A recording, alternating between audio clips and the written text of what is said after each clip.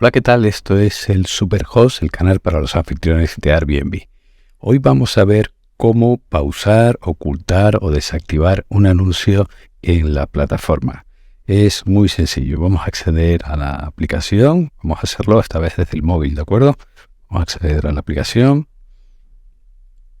Vamos a asegurarnos que estamos en modo anfitrión. Para esto accedemos al perfil y cambiamos a usar como anfitrión. Lo vemos aquí en la mitad de la pantalla, usar como anfitrión, ¿de acuerdo? Bien, una vez que estemos en modo anfitrión, vámonos a las tres rayitas del menú, la parte inferior derecha de la pantalla, ¿vale? Y seleccionamos nuestro anuncio donde pone arriba del todo anuncios, ¿de acuerdo? Vamos a seleccionar un anuncio que esté publicado, vámonos al segundo, Bahía Sunset, ¿vale?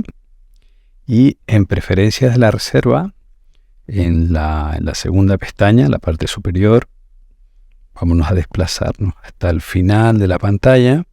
Veremos el estado. Vemos que nuestro anuncio está publicado. Podemos cambiar el estado de nuestro anuncio a pausado, que significa que lo podemos desactivar o que no aparezcan los resultados de búsqueda durante un periodo de tiempo determinado que podemos establecer. Podemos ocultarlo, que significa que no aparecen los resultados de búsqueda nunca, ¿vale? En el caso de que tengamos una reforma o lo que sea que nos lleve un tiempo indeterminado, pues podemos usar esta opción de ocultar.